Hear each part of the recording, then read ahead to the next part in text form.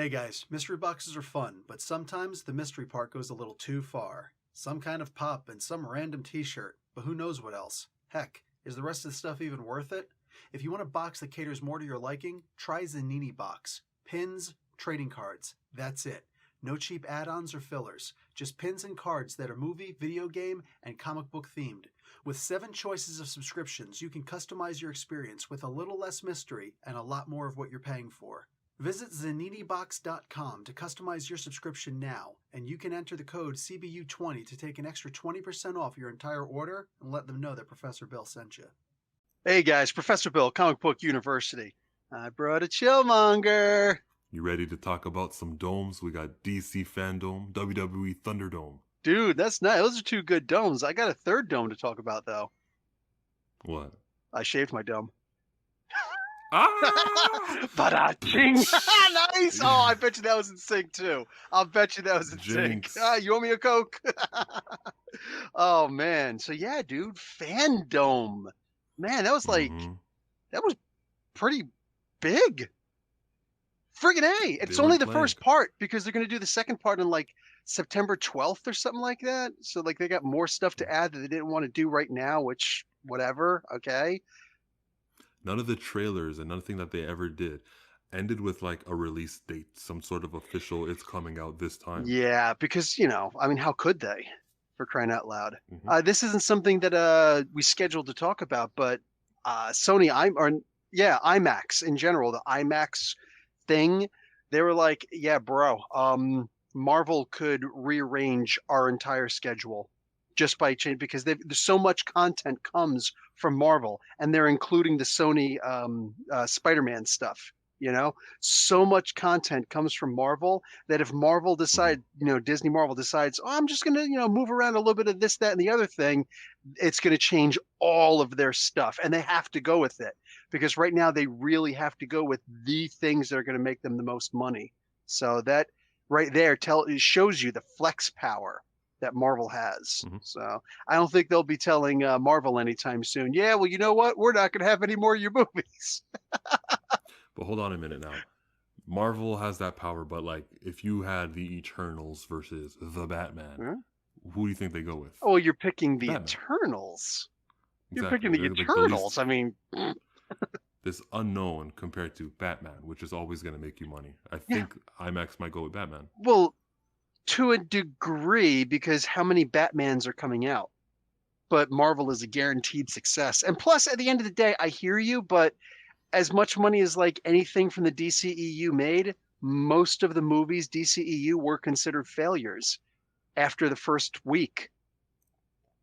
So they're not going to look at, well, I mean, it's Batman because Batman was in the Batman vs Superman. It was titled, So no, they're not going to.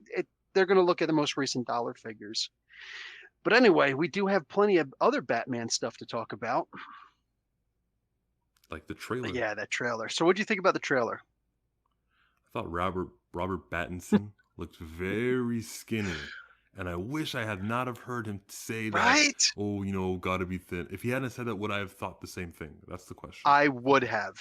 Because it's something that I actually look for. Whenever I see somebody show up for, like, nobody said anything about it with Iron Fist recently. I've been home doing a lot of painting and then sitting down and chilling out and like some meditating because the kids and the wife are away, So I was sitting down watching the first 2 seasons of Daredevil and the whole season of Defenders. I'm probably going to go and watch Daredevil season 3 again, just for the sake. Everybody's coming home tomorrow, though, so I don't know how much time I got to binge that. But I was watching, and I was just like, and they're, of course, recommending everything else. And I was like, I could consider watching Jessica Jones season 1 and season 3. Those were good. I didn't like season 2, but I could watch those again. And Luke Cage, those were both good. But the Iron Fist, Iron Fist, man. That guy didn't even look like he could hold his own in a fight. Like, he's just this skinny guy with it's not even like he's bone thin. It's just, he just looks like a regular guy. There's no definition to him whatsoever. I look at this guy as like, I guarantee you, real life, I could take this guy in a fight, no problem. And if I believe I could take you in a fight, no problem, I'm not going to believe that you are the immortal Iron Fist who can do all these things. Shut up, you freaking curly haired blonde freak. Like he didn't look tough. And I look at Robert Pattinson, and I know that they didn't show this stuff in the trailer, but because the trailer leaked about 2 hours early. It actually leaked online 2 hours early. So as I was watching the thing, and I get the notifications like, I guess I'll watch the trailer now, like an hour before the freaking thing showed up. But they showed about 35 seconds of. Let me actually get to the thing right here, the Batman. So when the thing started, there was this girl there was all these people, and most of them, you could tell that English wasn't their first language. But anyway, when this thing came up, and it was the final thing of the night, the Batman with Matt Reeves and whatnot, they introduced Robert Pattinson. So here's what they said. To introduce Robert Pattinson, who was just, via satellite or whatever is recorded for only about 10, 15 seconds of him talking. She says, "Ladies, ready your bodies." That's how she introduced Robert Pattinson. And then well, that's what they're going for. They got him for that audience. Yes. Thank you for the recognition on that. So he shows up and he's got his stupid, dirty hair, whatever. And if anybody likes Robert Pattinson, that's cool. It's cool. Robert Pattinson, in my mind, changed things for me. Changed things a lot because I'm used to the tough guys, or the guys who were on the football team. I was on the track and field team, and I was in the weightlifting team when I was in high school, and I was used to that. So the Robert Pattinson thing, where Robert Pattinson kind of has a body like Nicolas Cage. You ever seen his posture? He has the hands down worst posture in movies. Like he's back, he's leaning his head forward and whatnot. It's just, oh hey, what's going on? I'm sorry, does that look good to women? Apparently it does. Things changed overnight for this old guy. That bad posture is somehow attractive to women nowadays. That completely goes against evolution and everything else I know. I think that this is a part of the world ending. You know what I'm saying?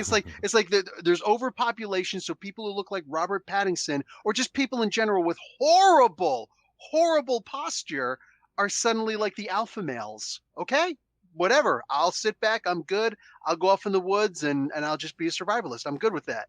But somehow, ladies, ready your bodies. And he just gets out, oh, hey, what's going on?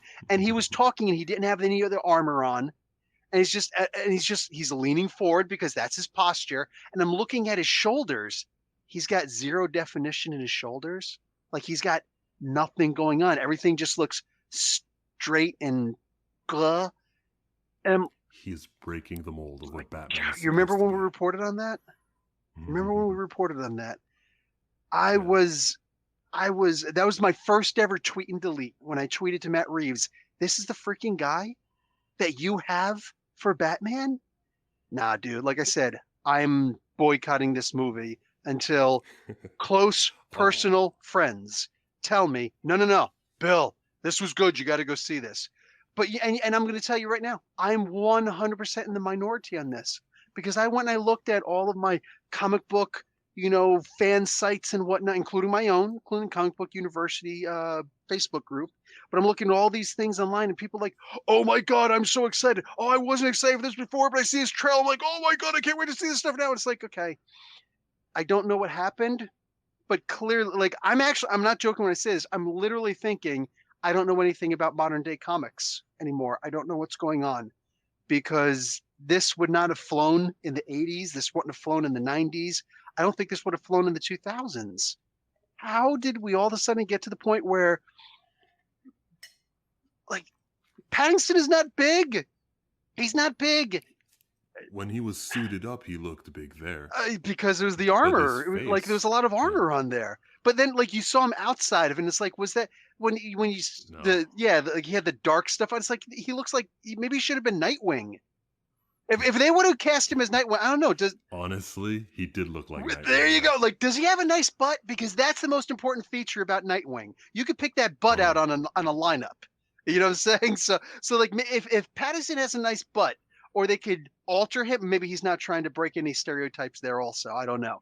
But like maybe he could pull off Nightwing. But right now, even when, people are like, oh my God, did you see when he beat up that one thug? Yeah, I saw that a guy who's taller than this other guy, and tall does make you stronger. That's the way it works, world. It's gravity. Huh?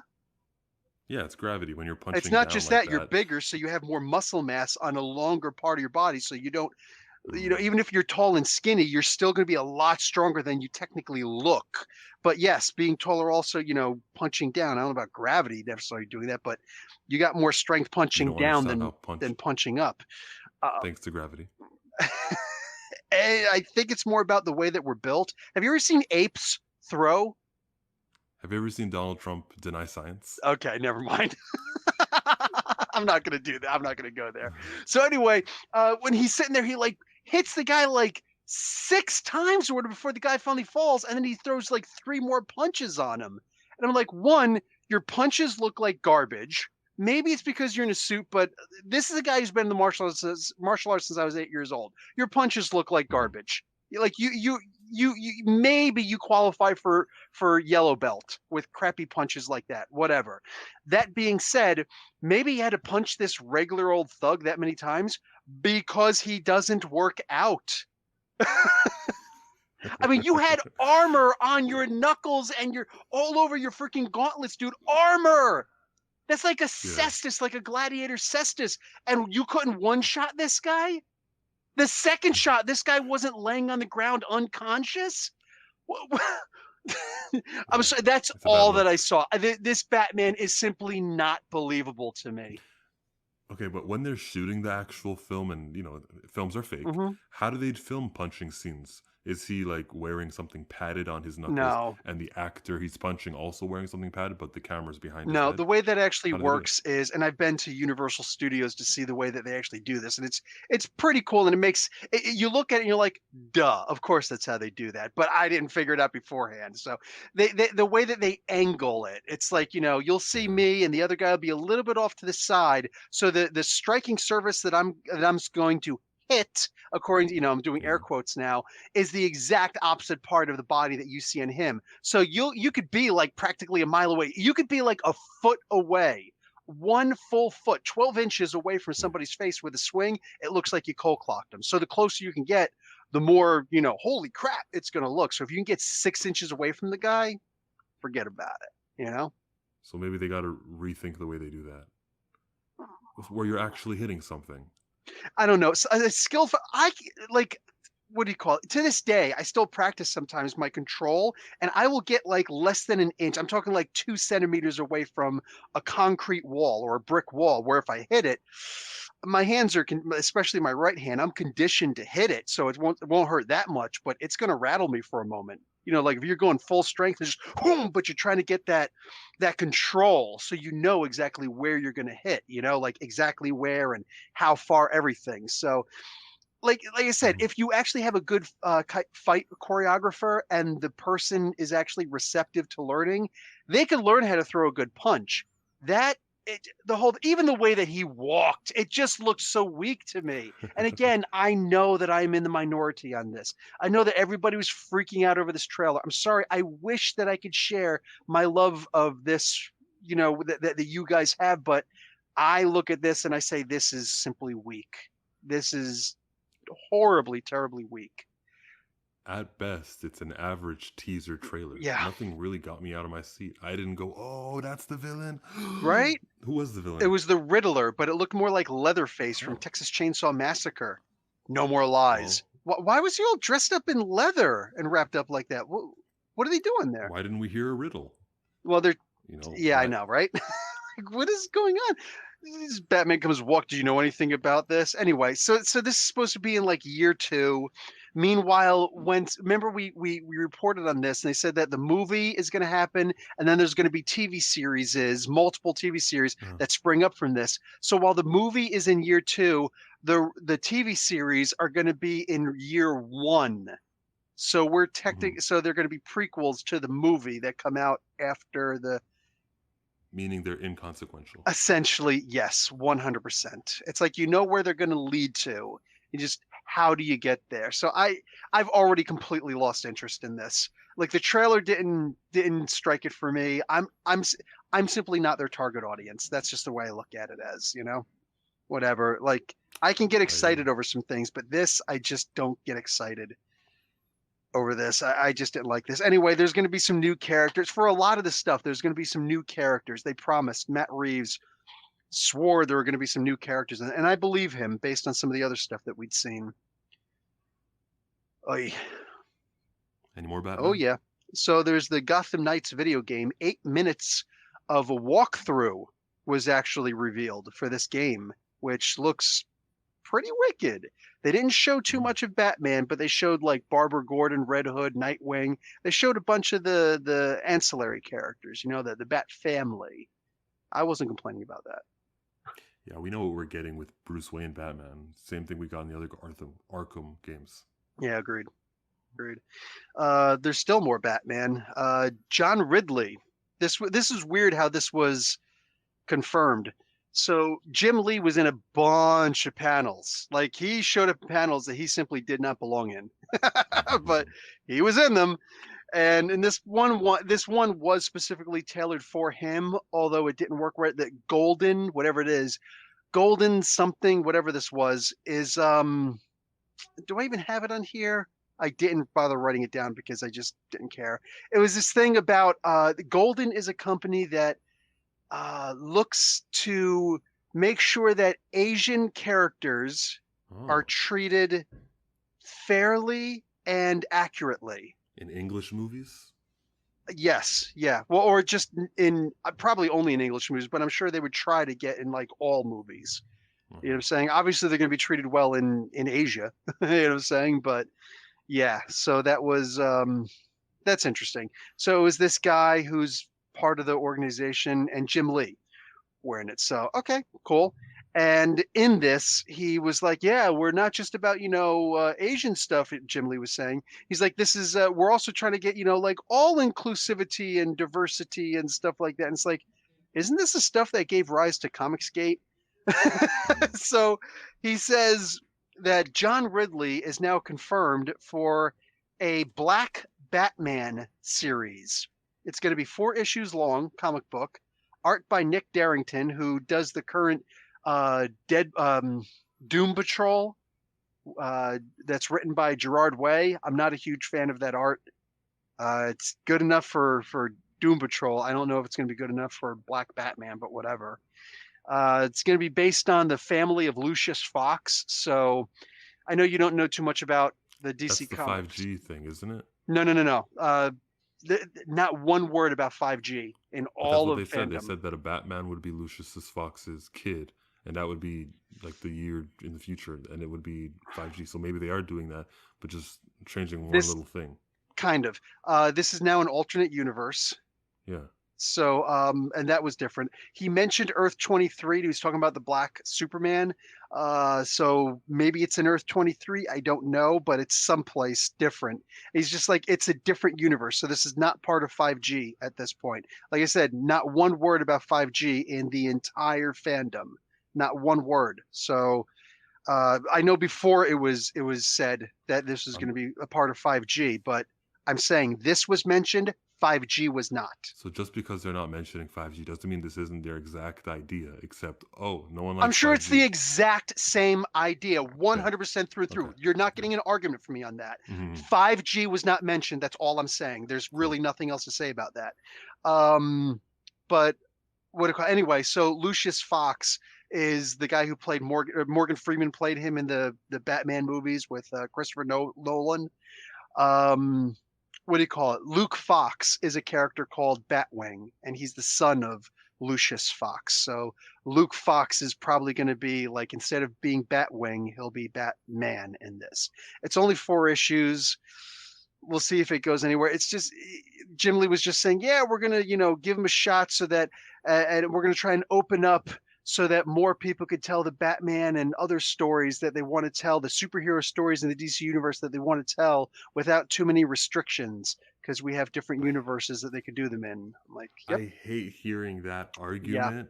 Yep. But people buy those books. Like some of the best Batman stories that people talk to me about are just out of continuity in Elseworlds. Yes, so Elseworlds. It's for an audience. It's not for me. No, yeah, which is fine. They usually only run to a certain amount. Elseworlds is typically just like a 1-issue thing. Sometimes it's a 2-issue thing, whatever. But they're typically only down to 1 issue, something along those lines.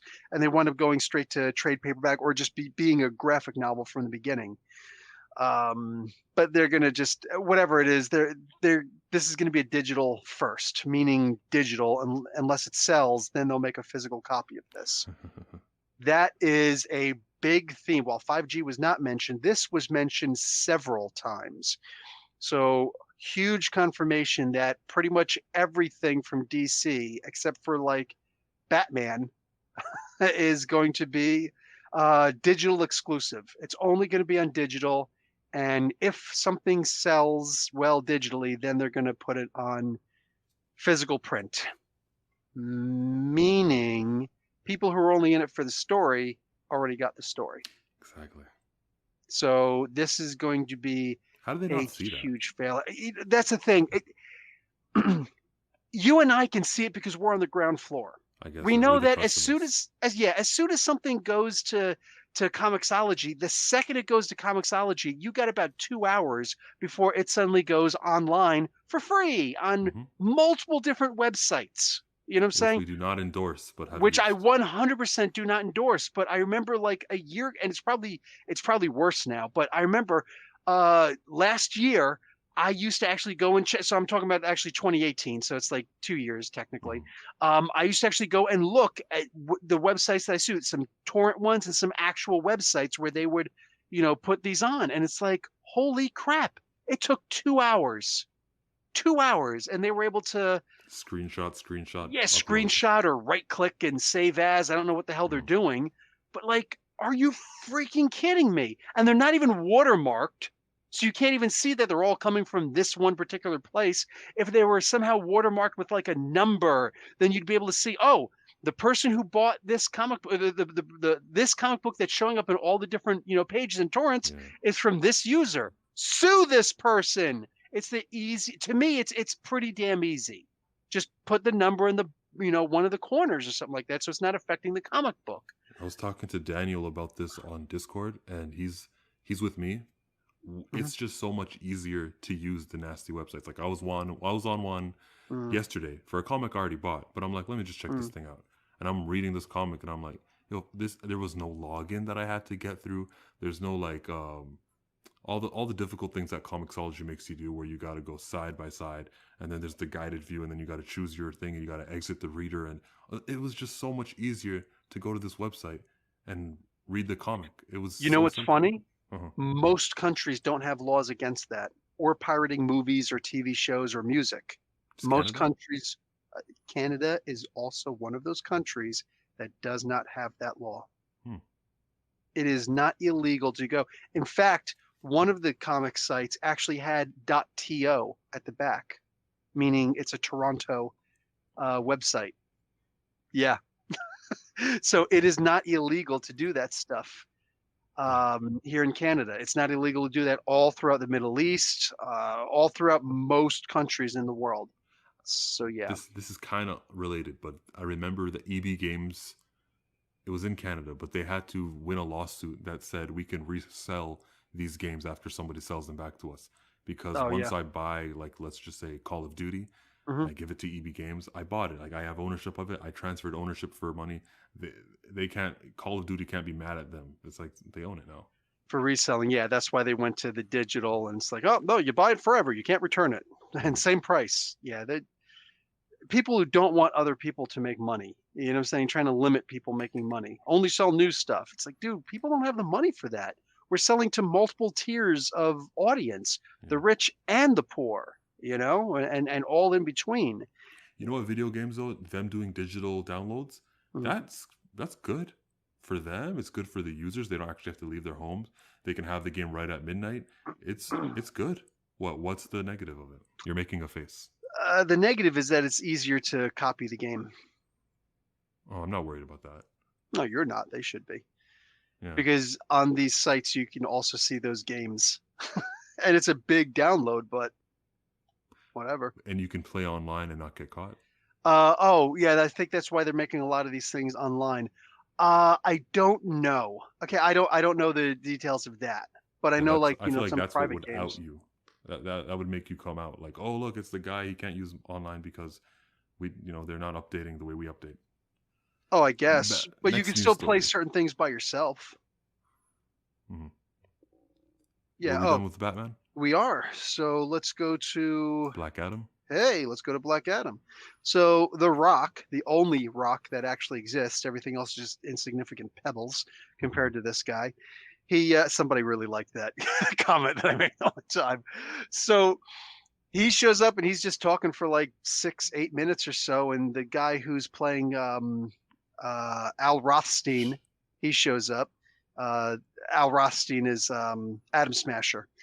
So anyway, they're just talking for a while, and they're like, "Oh yeah, man, hey, Superman, I want to fight against Superman, but if there was ever a team up movie, I want to be with Wonder Woman." No, not for that reason. Like it's The Rock. He's freaking hysterical, And he said that it's going to go over his origin back in Kandahar. There's going to be 4 characters who are going to show up in this. So one of them, obviously, Adam Smasher. Another one is going to be Hawkman. No word of Hawkgirl, which is a little weird. Hawkman in and of itself is kind of weird to me. Also, because the Justice Society is supposed to show up in this, so that's I'd figure like his origin actually traces back to ancient Egypt, also because he was a slave when he was a long time ago, and in the rebooted history where he actually served as like the chief of security or something like that. I forget what it was for. Oh crap! MC. What was at no? Hawkman's original name according to ancient Egypt. Oh, I know this one. Anyway, Prince Khufu. There we go. He was Prince Khufu, and he was one of the guys there. So Side anyway, question. Hmm? Is Ted Kord related to that Hawkeye origin at all? Hawkeye? The Blue Beetle? Hawkman. Yeah. Hawkman, sorry. No, he's not. Huh. No, in fact, Ted Kord actually is a Steve Ditko creation back in Charlton Comics, and Hawkman was always DC. So, and Black Adam, go figure, was originally Fawcett Comics. So you just brought 3 different universes together. Oh my God. And anyway, Dr. Fate is supposed to be in there. I think the 4th version of Dr. Fate was actually Hawkman's son, Hector Hall, which interesting. I think it was the 3rd incarnation. It might have been the 3rd. Anyway, and then a 4th character, Cyclone, which is a brand new character, but I'm going to argue it's not a brand new character at all. Cyclone is this female who's all dressed in green, and she's probably got like, wind control powers or whatever. I don't know. Anyway, sounds a whole lot to me like the name Cyclotron. Now, anybody who's a hardcore JSA, that's just a Society of America fan, or anybody who saw my Adam Smasher Explained in a Minute, 10 Things About Adam Smasher Explained in a Minute video, we'll see where possibly that comes into the other thing. So there's that. I think that's what Cyclone is actually supposed to represent, because they don't want to use a name like Cyclonus or Cyclotron. So they're going to use Cyclone instead and switch it up a bit. But it does sound like universe building. I'm impressed. Who's the guy in charge? Jeff Johns? No, I don't think it's Jeff Johns. I think it's somebody else, because this has been going on since 2008. The Rock has been involved since 2010. So they've been planning on doing this for a while now. That is before Jeff Johns was ever even into the movie verse. He was still doing comic books at the time. And Green Lantern, he was supposed to be a success, right? Dude, that was supposed to be like the thing. Correct me if I'm wrong. Viola Davis was acting in that movie as Amanda Waller? She was only in the Suicide Squad. I didn't see her in any other DC movie. Yeah. But she was in Luke Cage. Yeah, that was weird. I just don't expect to see them in both. I was okay with that. Anyway, so what else? Wonder Woman 84. They had a trailer for that. Better than the one that you saw the other day. Yes, a lot better than the one before that. First off, there's the part where she was slinging her lasso and grabbing onto lightning bolts and riding on them, which doesn't make sense scientifically, but magically it makes all the sense in the world. So I'm down with it. It doesn't make sense movily, because in Justice League, we actually saw Flash and Superman stare at each other, and they were moving super everything was moving slowly around them. Mhm. Well, it turns out that Wonder Woman can go the speed of lightning. Well, why was she Which is the frozen in that speed of moment? light. Yes. Come on now. Um, Maybe they were going even faster than the speed of lightning. Let's just say that. Either way, yeah, whatever. Continuity. It's a freaking movie. I don't put a lot of stock in these movies. Well, I do, and that's why Star Wars sucked. But here's what I'm gonna say. Mhm. Since this is a movie in the '80s, and she was riding the lightning, if Patty Jenkins doesn't have Metallica's Ride the Lightning playing while she's doing that, the movie's going to suck. I don't care if it's a box office smash. I'm going to throw up a big middle finger and say, you guys didn't want to pay Metallica for that song, for the usage of that song, for the perfect time to use that song. It's an '80s song. Absolute failure if they didn't do that. 1984. Now, did it release in like 86? It Because actually, they can't use yeah, it. it did release. I think that was a 1986 album, Ride the All right, there Lightning. you go. So leave Patty alone when she doesn't use that No, song in the movie. no. I still demand to see that song. Did you like the way Cheetah looked? Because I disliked it. Well, they didn't show Cheetah. They still refused to show her in her actual apex predator form, even though we've Mhm. seen it in Legos. Or what I imagine is going to be in Legos. They Well, just is it showed her yellow now with the the leather and the spikes and stuff like that. And it's like, okay, cool, whatever. I could Okay. have sworn I saw her in costume. No, Did you see when Wonder Woman took her by the back of the neck and flipped her? Wasn't she in costume at that time? yeah, but was it the final form? Because I think that they're holding the okay. final form until then. So yeah, all I'm ever seeing is fan art and stuff on like the Lego set that's out. Lego always spoils everything, you know? Damn, you got to stay away from them Legos, yeah. Effing Legos. They got the Super Mario Legos out now. It's You're like, so Caucasian. Did you just say Mario? yeah, what did why? I told you it's Super Mario. Mario? Listen, man, I don't know anybody named Mario, so whatever. Well, if you ever play the game, you make him jump, he says, it's me, Mario. No. Yeah, but they're made by Take it from freaking him. Japanese people. I'm not going to let a Just- Japanese person teach me my Italiano, okay? Hey, you know what? You might have a case here. We Man. go to Suicide Squad. That has a video game also, doesn't it? Yes, it has both. So, first off, let's just get the video game out of the way. They're going to have, where do I have the video game at? They have, They have a huge cast, so Ah, a who they video care? game. who cares about that thing? So anyway, they have, they're going to have Mhm. 4 playable characters. Harley Quinn, who will be swinging on things. What's his name? Sold. Huh? I said I'm sold. She's gonna be swinging like bat rope or whatever. She's gonna be swinging through the streets. Deadshot will have a jetpack, and then there's gonna be Killer Shark. I don't know if he just stomps around and maybe he can swim. I don't know. And then Captain Boomerang. And Alright. yeah, it was a really weird trailer. They just had voice actors playing on, and like they were talking to him on the phone. They talked to one of the main guys at Rocksteady Games about it and everything, and it was like, whatever. It seems like it'd be fun. It's going to be called Suicide Squad Kills the Justice League.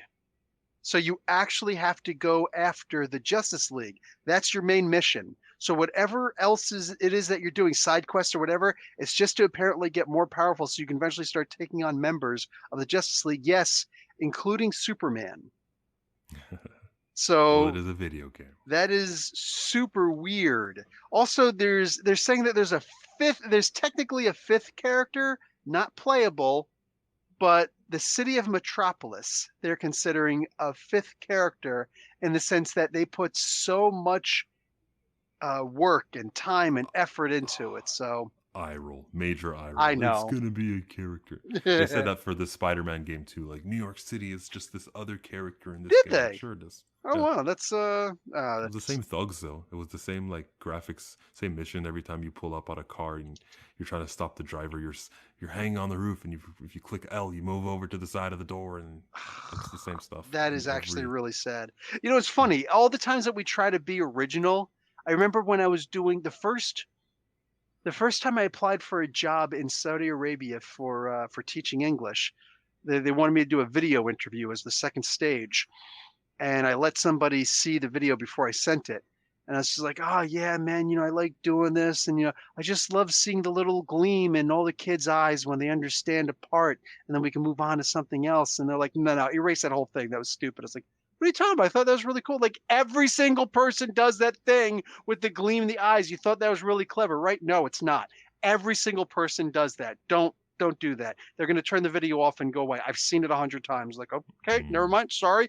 Every time we think that we're being creative, somebody else has already done that. So you got to really be creative. And just saying, it's going to be like a part of the city. That's the first time I heard it. So I was like, oh, cool. I guess like a John Byrne role, right?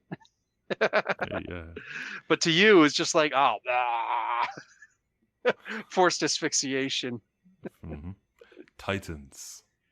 Oh wait, we didn't talk about the movie, the trailer. Okay, I saw a roll call trailer of it, Yes. and I also saw like another kind of like where they were talking behind the scenes, showing clips from the movie. But then you cut back to John Cena, like, yeah, my character's like a douchey Captain America. Got it.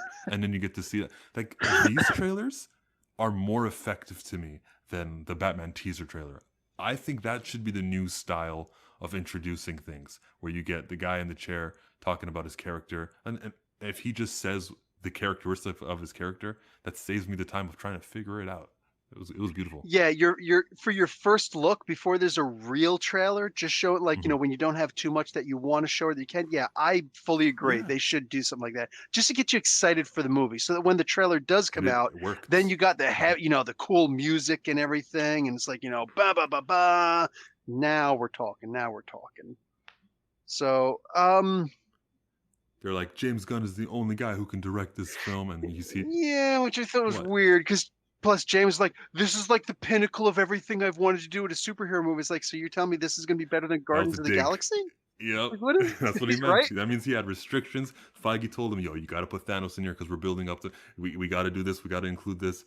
But this time it's Suicide Squad, and it's DC who don't know nothing about Jack, so he can do anything he wants to do. Pretty much. Could have killed the Justice League if he wanted to. He could have. Maybe he should have. Maybe that's why they came up with the idea for the video game. So yeah, that was pretty cool. What else you got? Oh, anyway, so yeah, the movie is going to be. Sorry.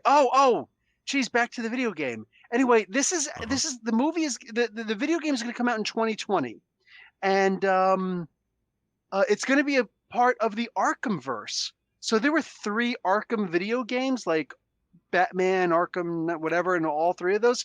This is actually considered a continuation of that. So there will be. Yeah, I thought it would. Oh, I had no idea. So I only played the first one, and I never even completed it. I was like, video games take too long, so I put it to the side and I read a comic book. But anyway, yeah. So it's going to actually be a continuation. Some of the storylines will actually continue into this, so you'll recognize, if you play the other 3, some of those storylines and the arcs. That's nice. Yeah, not too shabby. So we can talk Titans now. Yeah, the only thing with the Titans is they had a whole bunch of people in there, and it was like, all right, cool. Season 3 is supposed to premiere Red Hood and Scarecrow and Commissioner Barbara Gordon. So they're skipping right over James Gordon. Jim. Will she be black? Oh yeah, right. I don't know. I don't know. They're making a lot of side characters black now, right? I keep on seeing that. I don't know.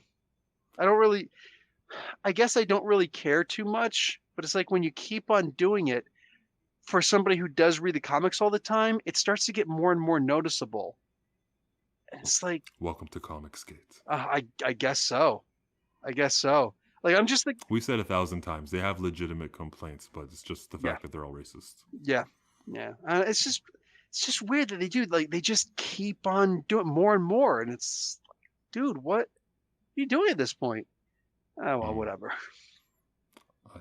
If we want to jump into the Marvel Voices discussion, like, it's kind of how I feel about that. They're doing Marvel Voices, Indigenous Voices, issue number 1. This is a repeat of Marvel Voices.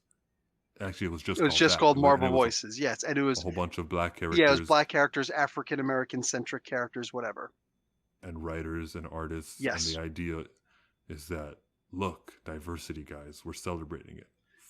Okay. Yes. On paper, it's great that you're celebrating diversity. You're giving opportunities to people.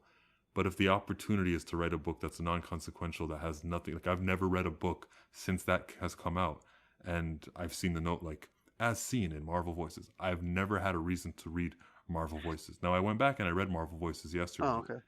And it's like you can't get enough done when you tell Method Man, here, you get 2 pages, write something about Wolverine. Okay, cool. And like, what was Ben Percy supposed to look at that and be like, Eureka, I'm gonna do a whole 6 issues now based on that? It didn't happen. You know what I mean? Charlemagne gets to write one thing about Blue Marvel, and then Blue Marvel's like, yeah, maybe it is time that I come out of my shell and I let the world know about me. That was it. And the next time we see him is in Incoming, and none of that is referenced. I am so sick of Charlemagne the God anyway. Like, this guy just needs to accept Donkey of the Day every day at this point. And mostly because of his political so-called ideology, which is just ridiculous. Well, I'm a fan of the man. I used to be interested and used to be really happy when he was writing comic books. I reviewed some of his comics, but nowadays I'm just like, dude, this guy's he's crushing my soul. Ugh. Favoritism. Did you have any takes on the Indigenous Voices comic that's getting released? Yeah, I don't usually get excited. I'm more excited for Jeffrey Vareghi, who is the guy who's leading it up. He's an artist, Native American guy who he's actually mostly a Star Trek fan than anything else. I think I was his 238th follower on Twitter, and he followed me back because he saw that I was doing stuff. So and we talk a little bit every so often. And I just gave him a huge shout, congratulations, when I saw the news of this, because I retweeted and everything, because bang, like this was a big deal for me. I think this is a big deal, celebrating in one place. It's this time it's not just black writers, black artists doing stuff. They're also going to be it's going to be Native writers, Native artists, and doing all Native characters also. So like Wolverine, for the most part, won't be in this. It's going to be like Danny Moonstar. It's going to be Red Wolf. You know what I'm saying? It's going to be hopefully Black Crow makes an appearance in here. Warbird. Like we're going to have Native characters in here. Thunderbird. Warpath. There you go. There's a little bit of both in there. Anyway, thank you for that. 3 mutants. That shows you how diverse the mutants are. There you go. So I'm genuinely looking forward to reading something like this. If it doesn't go anywhere, okay, it doesn't go anywhere. It won't. Let's just let that settle in. He's gonna get 4 pages and it won't go anywhere. Maybe. Is he the guy doing the cover arts? Yes. For like Native months? Yes. He's the one who is in charge of submissions for the Smithsonian, as far as the Native American submissions, whatever. He did like an exhibit. So this guy's big on this stuff, like it's all good stuff. So they mentioned the Smithsonian in a Marvel movie. That's like an American museum in Washington? Yes. Oh wow, yeah, I guess you'd never been cover? there. Oh, pretty much everything. When I was there, I've been there 3 times at different periods, so they're always rotating things in and out. I saw the LEM 3. The LEM 4 is the lunar module that landed on the moon. Flat earthers and whatnot, I don't want to, and conspiracy theorists, I don't want to hear from you. So the LEM 3 is the one of the practice ones, and I got to see that actual. I think it was a replica, or was the actual thing at the time. The first time I saw it was the actual thing. Anyway, so that was cool. I saw. I saw some really cool things. There's this one, they had a Muslim exhibit, and they had this ring with, it was supposed to be the entirety of the Quran written on this ring. So there's this thing in Islam where it says, if you're going to do a thing, do it with perfection. Everything deserves its own level of perfection. So it was a ring that was given to, I don't know if it was Genghis Khan or a different Khan. And it was like the entire Quran written teeny tiny on this ring, all done by hand. So they sent it to him, and he wasn't impressed. He sent it back. He wasn't impressed by it. So the calligraphers, they said, "Oh, you're not impressed by this. It's too tiny for you." So they got this paper that, I swear to God, it's at least as tall as your ceiling, which is about 8 feet, the top of your ceiling, and like maybe 4 or 5 feet wide, like one of my arm spans wide or wider, with words like that, like a foot big. All the words. They did the entire crown like that. Multiple of these pages, and they sent that to him instead. It's like, can you see it now? Like the amount of humor involved, and it was still perfect. There was no all this done by hand, just beautiful. I saw this one Sufi thing that they did, where they just kept on saying Allah, Allah, Allah, Allah, and it just looked like a black page, a black canvas. Excuse me, it was a huge portrait, and you get closer and you see that it's actually little tiny, Allah all over the place, and the guy's pen never lifted off the paper until he was finished. You can't see a single break in the lines. Yeah, like that's some amazing stuff there, dude. They'll have exhibits very similar to what you saw in Winter Soldier. That's the thing with the Smithsonian that you saw. Dude, Smithsonian has so much stuff. It's amazing. There was a surprise panel at DC Fandom. Yes, there was. You want to tell me about it? Yeah, it was actually about Milestone Comics. Yeah, that was the surprise. So I'm just like, I was sitting down and you can go and check out my Instagram to see the palettes that I made. I was just sitting down making little palettes for a 1/12 scale diorama stuff, like palettes for, palette jack. Anyway, so I was doing these and I was just, listening to and sometimes looking up and seeing the DC panel, blah, blah, blah. And I was like, oh, here comes the surprise panel. It's probably going to be booty, whatever, blah, blah, blah. They just filling space with it. And all of a sudden I was like, oh shoot, would you look at this? So they had Reggie Hudland, Dennis Cohen, Mark Bernardin, and Phil Lamar there, and there was a fifth person there too, Jim Lee.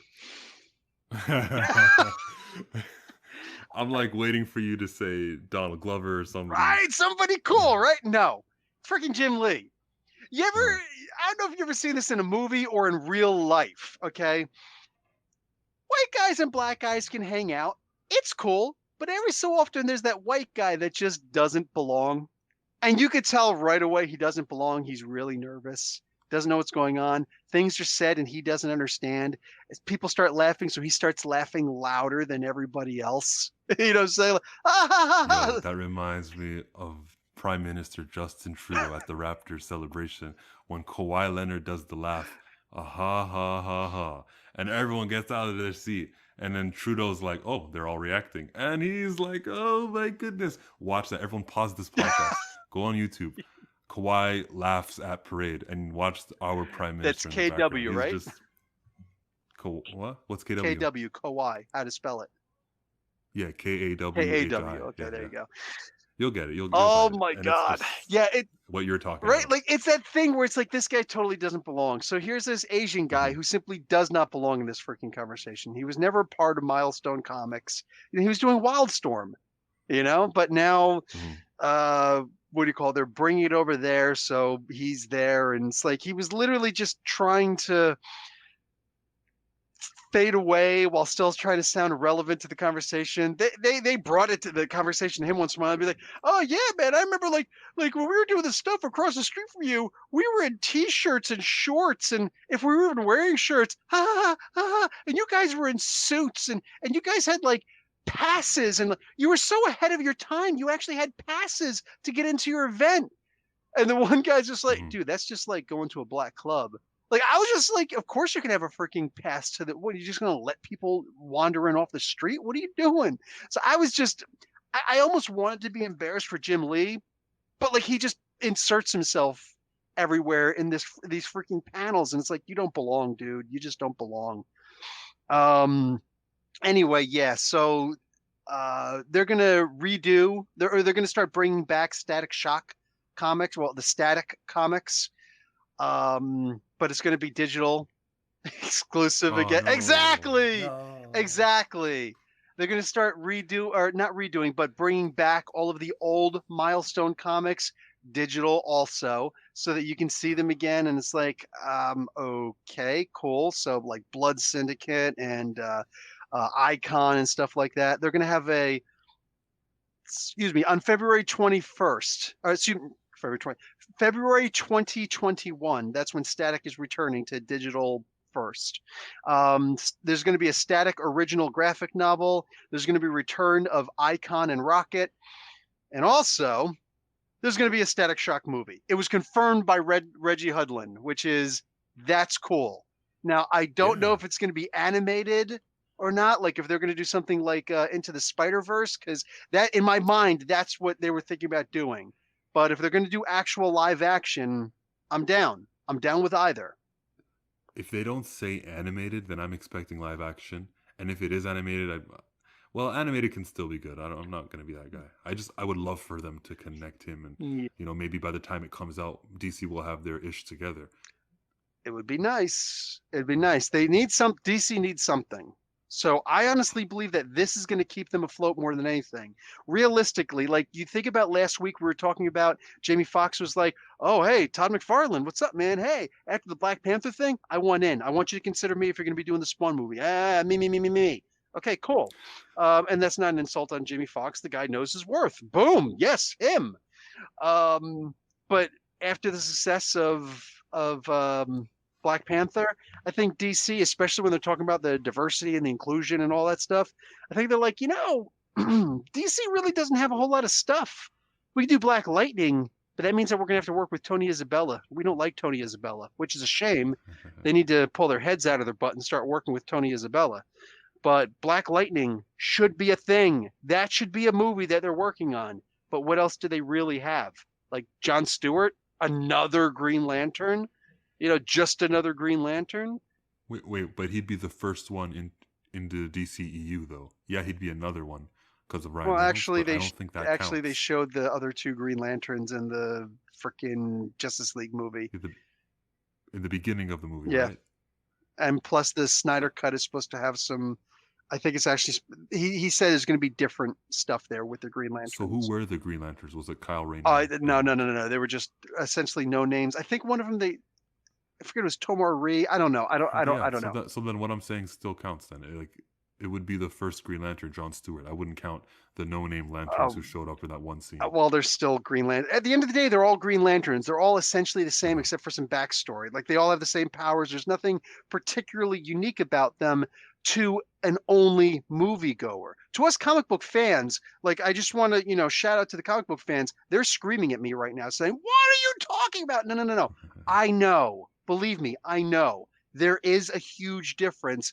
And the difference between them, boom, boom, boom, you know what I'm saying? It's there. And that's one of the best parts about it. It's like guys with the same powers, but with different personalities and backstories. But in this particular case, moviegoers who you're going to get, 2 hours, hour and a half, whatever of a movie. I mean, it's a guy with a ring that makes solid light constructs and they're green. But he'd be the first character who gets some push behind him in the DCEU, because I don't consider those guys in the beginning of that movie. You mentioned something about moviegoers and comic book fans. Mm-hmm. Every time I see, okay, so we know about the Eternals comic, right? Okay, well, are you jumping to something else? Sort of. Okay, just pointing out, there was still the Green Lantern movie. And I know you're sitting here talking about, it's not in the DCEU. Please tell me which moviegoer understands that. Everybody. People understand that. We understand universes. No. You think people saw Venom and was like, oh, yeah, can't wait for him against Thanos? Yes, I believe that. I'm not going to put a number on it, but it's the same thing that you were talking about it yourself. That's important. You were talking about it yourself not too long ago in the podcast, several episodes ago, where you're like, oh, they're trying really hard to show that it's in the same universe and stuff like that. So, and you said, oh, the stuff that happens in this, in the Spider-Man movies doesn't affect the Marvel universe. It's the MCU itself, because he keeps jumping to different, and Feige said, so that it's confusing. I know that they're trying to make it the same. And they've done a lot to show that it is. Yeah, they've done a lot to try to show you that it is. So is Agents of S.H.I.E.L.D. I think that your average fan does not know. Put a number on it. What? Okay, I'm willing to say that it's greater than 50% of the moviegoers. Greater than 50%. And I'm even going to say just of the male audience. I'm willing to say that probably 90% of the female audience doesn't know. Because they're not going to go out of their way to say, hey, there's a different world there. So they're just gonna be like, oh, looks like they recast Green Lantern, huh? Whatever. They're just going to see a movie, and Yeah. they really just don't care. They don't get invested like you or I. And it's like, oh, this was part of the same thing. Oh, I didn't realize that. That's just the way I look at it. I Yeah, respect that. most people just really don't And I get have nothing to tell you to prove, no, it's actually 6%. I don't know any it. better. Yeah. But it feels like it is. I wouldn't say 50, but it does feel like there's more smarter audience members. We'll see when Venom 2 comes out. It's not about And hopefully smarter. You could have an or engineer, aware. just aware. Yeah. Yeah, just aware. I think that your average person, obviously, the people watching this podcast, most of them, the vast majority of them are going to know. But most people just enjoy your average moviegoer. They're not going to. Yeah, they're going to be like, "What? There's a difference." When 800,000 people went to see Venom, I'm sure a lot of them didn't know. But I mean, he's not. Once you have Thanos, the final battle, and you don't see Daredevil or literally anybody else who was pretending to be part of Marvel, when you don't see them in it, Even you're on like, my okay. channel, people talking about, oh my God, so he's going to be in the. And Amy Pascal did that interview where she's like, oh yeah, he's in the Same MCU. world. Yeah, so I It'll be mean, adjacent. come on, man. Nah, people don't. People So are that was just going to before go the see a movie. Thanos. Yeah, people are just That going was to go. before the Endgame scene, though. The Endgame scene, I think, does a lot to clarify who is in the If they were MCU and paying who's not. attention to it, I bet you maybe there's people right now who are Yeah. checking out this podcast going, hey, wait, Venom wasn't in that movie, was he? Oh shoot. I don't think anyone listening to the podcast is saying No, that. you don't know. There could be people just joining in it. John Byrne rule, man. John Byrne. I knew you were John going Byrne to say rule. that. Yeah. Out of the how many downloads? Oh, I know we get 200 freaking views usually on this podcast. Yeah. One of those 200 people. Yeah, I don't. So here, I don't want to talk about that here. But yeah, Eternals #1. That's a comic that came out. Mhm. Alex Ross is doing the cover. Interesting because last time I checked, the Eternals died in Jason Aaron's Avengers. First off, we're right? not finished with DC Fandom. Oh, sorry. Go ahead. Did we forget to The talk? surprise panel. No, we did that. Did we forget to talk about the Snyder cut? There was a trailer for that shown. There wasn't there? Oh my God, dude! Dude! So there was a trailer shown, and there's listen, the panel itself, so to speak, it was really just Zack Snyder talking. And look, the whole DC fandom, I had a bit of a problem with it because obviously every single thing was shot in advance, and then they edited it all together to try and make it look and feel like it was real, but it was so manufactured that they didn't realize, or they just don't realize, that we could look at this and say this was clearly not live. Clearly not live. And some of it was the cuts were just so bad. But whatever. I think that the Zack Snyder one was the worst. Like he's Wow. acting like he's talking to the actors live, and he's clearly not. He's not responding to them. They're just doing a blank stare. And when they're trying to show like it was live, and it's like I think that it's 100% of the audience looked at this and was just like, yeah, that was clearly not live. This was horribly put together. They're asking silly questions, if they're questions at all. Gal Gadot right away with, I love you, mwah, wearing the exact same clothes when she was in her 2 panels that she did outside. Actually, 3. She did 3 panels outside of appearing there to ask a question. One where she's with Linda Carter, the original Wonder Woman. Another one where she's talking about the thing with Patty Jenkins and everything. And then another one still where she's playing werewolf. In 80s, she's wearing the same outfit all 4 times. The exact same outfit, exact same lipstick and everything. It's like, come on, brah. Come on, man. Anyway, whatever it is. They so anyway, in this particular thing, the only really big here, something to clarify for this podcast. They said he clarified that oh my God, we talk about him almost every single podcast. Ray Fisher, thank you. I'm like Ray, not Ray Skywalker. I'm gonna get you like really red in the face on that one. But anyway, Ray Fisher, what do you call it? It's not part of my. He said that Ray, you're the heart of my movie. So we were thinking, oh, we're gonna get a lot more of then he's going to be, a good role. What? No, it's not about Cyborg. He said Cyborg is the heart of the movie in this one. And the way that it was emphasized, I took it as, okay, so it's not he's not necessarily so much talking about Ray Fisher's acting skills, whether it's good or bad, that wasn't touched on. Mhm. But the idea that the Cyborg character is the heart of the movie, that's what actually brings the team together, his hurt and his pain. So it's like, okay, that's kind of interesting. Jovian Wade, I think his name is, the guy who plays the cyborg for the Doom Patrol TV series. Apparently Grid actually did show up finally in season 2. I'm really looking forward to seeing that one of these days. And do you know that he's got a very heavy British accent? Oh. Yeah, I didn't see that coming. That was my Hawkeye Quicksilver moment. You didn't see that coming? I did not see that coming at all. But they showed the thing was like 2.5 minutes, something like that. And it opens up with Darkseid swinging a freaking battle axe at your face. And I'm not gonna lie, man. I love the cinematography. Don't like how dark it is, and I hate it as a comic book movie.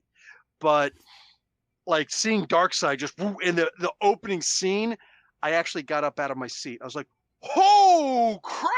like that. Like I think I was using my hot glue gun at the moment. I was like, "Let me finish this up so I can actually see this thing live." And boom! And I was just putting it down. I was like, "Whoa!" And it just balanced just right.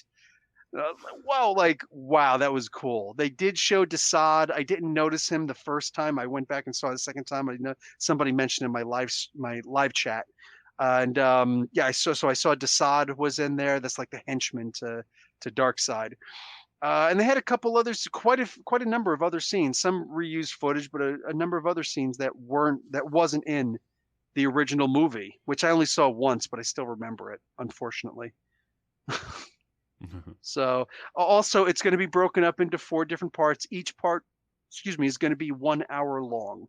So it is one movie, but it's going to be broken into 4 different parts. So they're going to make it cinematically like that. I'm sure they're going to release it as a one, but anyway. So it's going to be in 4 acts as opposed to 3 acts. And if you want to see it all at once, wait for the 4th week. Yeah, wait until the 4th week and then just get them all at the same time. And that's a good way. It's for a subscription-based service, so you do want people coming back. Yes. That's the way it's done. I guess if that's what you're going to do.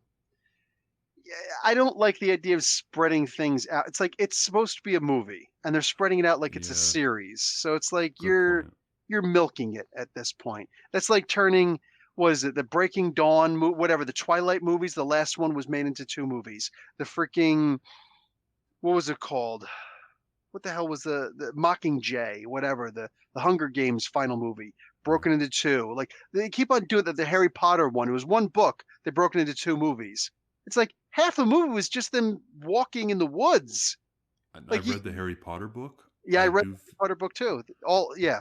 It had enough to break into 2 parts. I don't think it did. Like I said, half of that book alone really was just them hanging out in the woods, picking their nose, not knowing what to do next. You know what I'm saying? I remember reading that. Like my girlfriend and I, we read the book to each other in chapters. Said we take turns the first time that we read it. But that was kind of romantic. I'm saying I'm a stud like that. Anyway, so no, they could have made that into just 1 movie. They could have made it into a 3-hour movie if they needed to, 3.5 hour, whatever. We would have sat for it. They did it for Lord of the Rings, So no, that didn't have to be 2 movies. So anyway, whatever, bang. So stretching it out is just booty to me. Go on, what's next? Oh, actually, I want to mention that the final thing for Fandom is Deadpool actually made a surprise appearance. Deadpool made a surprise appearance at DC Fandom. So this Twitter user is the first, maybe it's somebody else who did it first. I don't know. This is the one that I saw. Lil Chubbs, Lil Chubbs with 3 B's and a Z. He posted a picture of Deadpool as a statue. Behind it, there was this one guy, I don't remember his name. He was performing. He was doing some performance, I don't know, music thing, whatever. And behind him was a statue of Batman. But when you look closer at the statue, It's not Batman. He's got the cowl and a couple other things to make him look, the belt to make him look like it's Batman, but there's a little bit too much red in there. He blew up the picture. It's Deadpool dressed as Batman statue. So somehow this dude was able to sneak Ryan Reynolds Deadpool in the freaking DC fandom. The man who breaks the fourth wall. That is perfect. If Ryan doesn't freaking comment on that, I'm going to be infuriated. Yeah, that is sick, man. Well, there was the line John Cena made about Captain America too. Yeah, I guess. Whatever. In the Venom movie, they actually say, "So, what's your kryptonite? It's loud sounds and fire." Like, you can't mention kryptonite. That's how you know you guys are not Marvel. Actually, you can, because kryptonite is a real thing. No, really? On the periodic table, it is a real thing. No, but okay, yes. You can mention it, but is it also the weakness of something? No. Like the way it is for Superman. No, that's the way they used it. But it is actually on the periodic table of elements. That's cool. What came first? The periodic table of elements? 100% the periodic table. Yeah, 100% that one. So next, where do we go? There was an Agents of S.H.I.E.L.D. auction. Oh, no. There's going to be. So that means it's done then. That's like, there is no hope for this show continuing, and they're getting rid of everything. Oh, yeah, 100%. That's a Jeff Loeb experience. So we saw that we talked about the last Jeff Loeb thing that's going to come out is going to be Hellstrom, but he was finishing up this first. So he did a Daredevil auction, and yes. That's dead. Yes. So the Agents of S.H.I.E.L.D. auction, over 500 lots. It's going to be live on TV sometime in November. And you can actually buy the stuff at www.propstore.com/Marvel. When it actually shows sometime in November. I didn't see anything about when they're going to do it. But more than 500 different lots of auctions. One of them is actually going to be Mac's shotgun axe. That's fascinating. Definitely listen. What is that? If you're being sarcastic, F you. That is the coolest freaking weapon ever. Think about it, man. There's this saying that they teach in the martial arts, and I don't recommend this to anybody, and I don't know what I would do in this situation, but there's this argument. You rush a gun or you charge a gun, but you run from a knife. So it's like if somebody's got a gun, especially if it's a big gun and you're close enough, go up and grab it, because you can try and wrestle for the gun and hit them and whatnot. They're going to be focused on the gun. You just have to focus the sharp point, or the business end away from you, and then you can keep on attacking, right? Try and get rid of it, whatever. But if it's a knife, you need to just run, because like that's made for close combat. But a shotgun axe, that's like just dip, die in place. You can't charge, you can't run from it. You're screwed. You're screwed. And it's got a spread. Nah, man, the shotgun axe is the ultimate weapon, bro. That's what I'm saying. I was upset whenever he would pull out that weapon and he wouldn't immediately just save the whole day and end the mission. You know what I'm saying? Yeah. You just don't seem entertained at all. I'm listening. Oh, man. You know what? F you. Go to the next freaking subject. Unbelievable. We can do the Marvel novels. What kind of stories are they putting out? Okay, well, I read. I don't know who else actually reads novels anymore, like when there's no pictures, but people are still reading. So they're going to be putting out some more Marvel novels, which I don't think they ever stopped. The most recent one I saw was a Captain Marvel one. They're going to have the Heroines and the Legends of Asgard lines.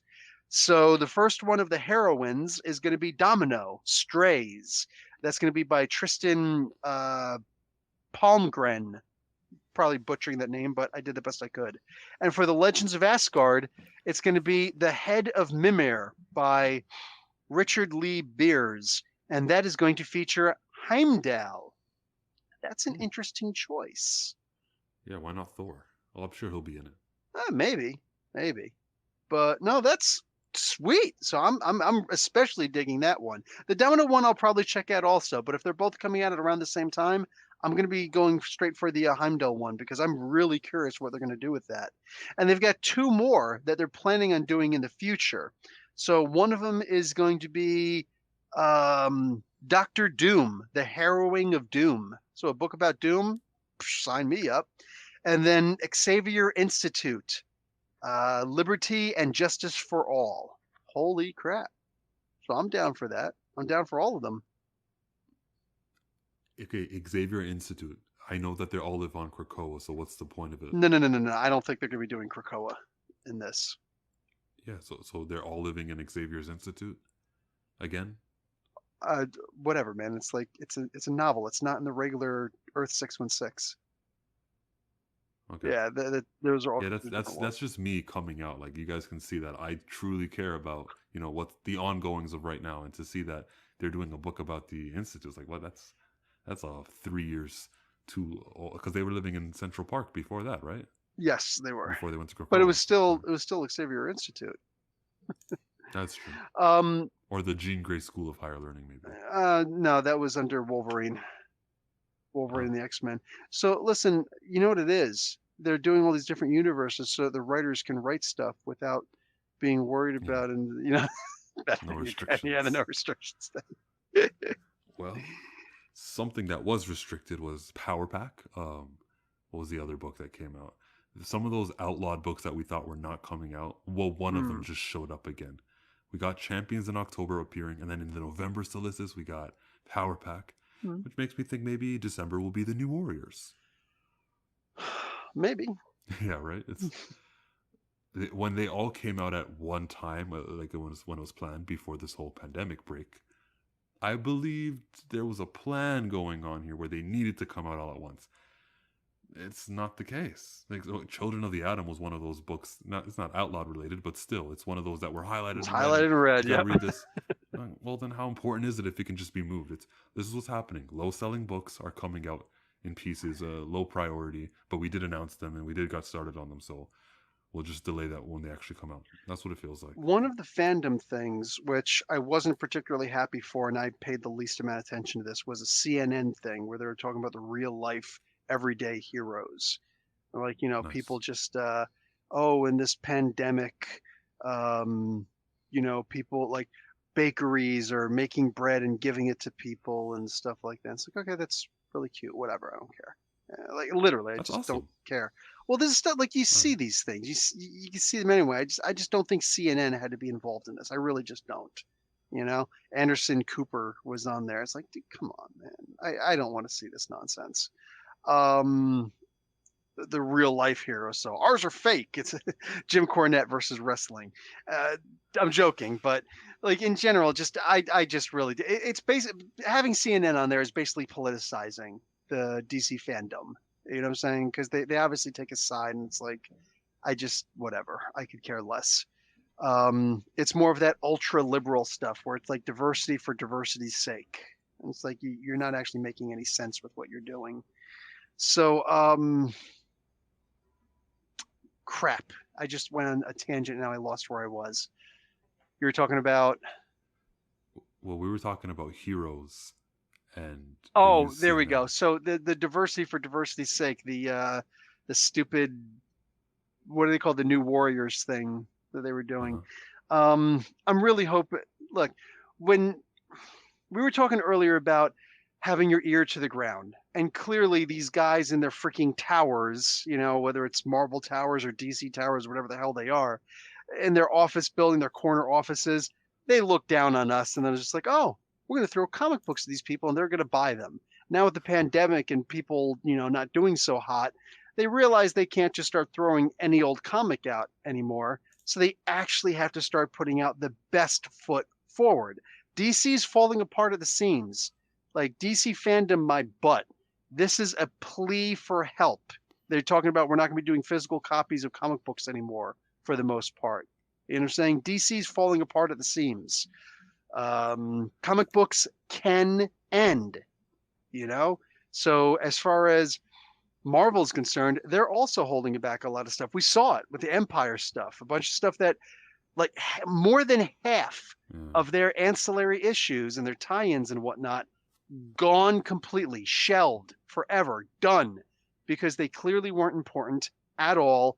And they're like, you know, people can't afford these things and it's going to potentially break the bank. It's going to break comic book stores. We're going to be responsible for this. We've seen this before. We've been responsible for this before. Let's not do it. And I believe that New Warriors was probably one of them. Think about it.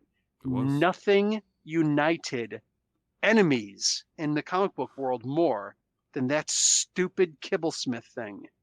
That was this was the jumping the shark moment. This I was thought it was funny. terrible. Yeah, funny, whatever. I literally look at it as this is Marvel jumping the shark. And I think it's kind of one of those things that potentially saved Marvel. Because there's going to be a lot of people just saying, you know what? If this is the crap that Marvel's putting out, dude, I myself am backing away from most comic books at this point, and I'm just going to be doing my own. Like I've been announcing big changes on my thing. I'm going to be doing my own articulated comic books at this point because I think that the stories that I'm telling are better than most people's stories out there. I keep on falling off of books. Dude, I've got the Avengers, the latest Avengers issue. You notice I didn't do a review for that. I skimmed Same through here. it and I dropped it on the ground. Physically, I stuffed it back and I dropped it on the ground. I'm like, I'm donating this. I'm not even going to read the goddamn thing. I just sat there and I looked at it. I was like, this is a hot mess. I don't want to get into the garbage and trash comments, but like, this is stupid. This is stupid at this point. You've got people doing comic books who have clearly lost their love for comic books. I don't need to see this stuff, and I certainly don't need to be buying this stuff. Why am I going to be wasting my time and my money on reading stuff that I'm just not in, that doesn't even seem to be trying to interest me at this point? I'm done. I'm done. Because I had the same reaction reading that. Like, why am I still buying this story? Did you read the whole comic book? Yeah, I read the whole comic book. And afterwards, it was my first taste of, why do I buy comics? Like, what's the point? What am I trying to do over here? Instead of buying this one comic, how about I vote with my dollars and buy a comic that I like, which always seem to get canceled. Like, imagine if I bought 2 Ironhearts every single issue. Like, I mean, one person is not going to make a difference, but it would be showing the sales charts like a difference, and I would just be canceling Avengers or something. Yeah, these are things that Marvel's just simply not paying attention to. You know, saying it's like, hey, this is where the interest is for some people. Why don't you advertise this more? Why don't you send Eve Ewing to actually have a conversation with Chillmonger, to do an interview with Chillmonger so that, boom, you could talk about it. And people will come and see this and say, oh, so this is what's coming up in the Ironheart? Sweet. You know, saying, like, actually spread out. There's already so much free advertising out there, and we're the ones doing more legwork to advertise Marvel than Marvel has ever done. So what, you know, and that includes DC, that includes all these guys. Why aren't they paying attention to this? Why aren't they trying to market their comics? How did the Suicide Squad comic book by Tom Taylor fail? It was one of the best things out there. How did Super Sons, which was so much better, fail? And yet Brian Michael Bendis is still shucking his stuff out there. And he goes online and he says, he actually says online, he's like, well, you know, it's funny because it's divided right down the middle. Half the people like it, half the people don't. So, blah, blah, blah. No, Mr. Bendis, if you put your ear to the ground instead of to the side of the skyscraper that you're apparently in, you know, saying hovering above us or something like that, you realize that more than half of the people outside of those people that you're seeing, like me, dropped the comic book period because we don't want to say bad things about the comic. We just want to say, you know what? This comic book isn't for me. So you're seeing far less reviews for Superman and Action Comics than you've ever seen in the, you know, since YouTube has been doing reviews. With more and more reviewers popping up all over the place, more people trying to get into the review action and giving their 2 cents, less and less, fewer and fewer people, proper English, right? Fewer and fewer people are reviewing Bendis's comic books. Why? Because it's just not worth our time to read it. And that's something that they need to be paying attention to. This guy's probably locked into a contract, though. You can't get rid of him. Spider-Man Nonstop, Silk, Miss America, the Punisher book, what's it called? What's it called here? The Punisher vs. Barracuda. These are also books with no release date, but they've been announced in the past. Oh, they're doing versus Barracuda? That's funny. He's been killed so many times in the comics. At one point, I think by Eminem. Like there's Punisher and Eminem crossover, and Barracuda was in it. And it's like, he already, no, he was in it. Somebody else wrote it. Oh. And they just wanted his likeness in it, and it's like, oh, okay, interesting. I think it's actually a free comic book that you can get online. Well, he's dead. Can I talk spoilers for the Thor book? Let's save that until the end. All right.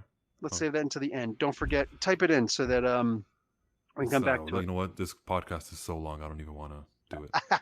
Well, okay, it's up to you. So the next topic, we didn't mention Olivia Wilde, right? We She's going to be didn't. directing a movie, according to this Deadline article, which she quote tweeted with a little spider emoji. So who's she doing? Silk? Is she doing Jessica Drew? Well, Ernie from Blurred Without Fear mentioned that it could be Silk. I think it's going to be Spider-Woman because they've been talking about Spider-Woman for a while now. If they did Silk, hey, that would be cool. She was actually in the MCU. You know what I'm saying? So there's that. But they've been talking about doing a Spider-Woman movie for a while. So my money's on that. Two things. If it was a Silk, they would have said Asian female-centric because... Probably would have, yeah. And then we go to what you said about Cindy Moon appearing in the MCU. She was in the first Homecoming movie where she was on that team of intelligent people with Peter. Yes. The Asian one, you won't miss her. You can't miss her. It's like the only one. Olivia Wilde, that doesn't turn me off or anything, even though she's an actress. I'm just like, she's in the business, right? She has experience. Anybody who's not familiar, she played 13 in the House TV show. So in the second run of, I think it was season 4, whatever it was, where the new crew started coming, like Taub and all those, 13. She's the one who had lupus, I think it was. Anyway, yeah, that's Olivia Wilde. And it's a Sony movie, by the way. Yeah. Not a Marvel movie, which is a huge difference, everybody. But the fact that you have to say that means most people don't know that. There you go. You got me there. We move forward to the WWE. No, we don't. No, we don't. Eternals. Yeah, the comic came out. The comic book? No, the comic book didn't come out yet. They just announced the comic book. Right. They just released the announcement for the comic book. It's going to be Kieran Gillen and Esad Ribic. Yes, they are supposed to be dead, according to Jason Aaron's Avengers comic book. They're all dead now. These characters who you can't kill were killed. Interesting. Interesting. So anyway, yeah, Kieran Gillen and Esad Ribic are going to be doing this comic book. There's the one main cover, and then 37 variant covers. 37. There are 37 variant covers, a total of 38 covers for this comic book. 38 covers. Why is it a bad thing that there's 37? Because this is one of the main factors that destroyed the comic book industry back in the 90s and caused Marvel to go bankrupt in the first place. Because the comic book stores, the retailers, they simply couldn't handle all this stuff and like, I don't know what to buy. And so they started. So I would say it's their fault for not knowing what to buy when their job is Sure. Let's start placing blame on things. I'm not here to place blame on anybody. I'm here to point out that this is one of the things that have failed in the past. It's failed. And we've been arguing that they're doing way too many variant covers in the first place for a long time now. You know, a lot of these, they're the what do you call it? The for crying out loud.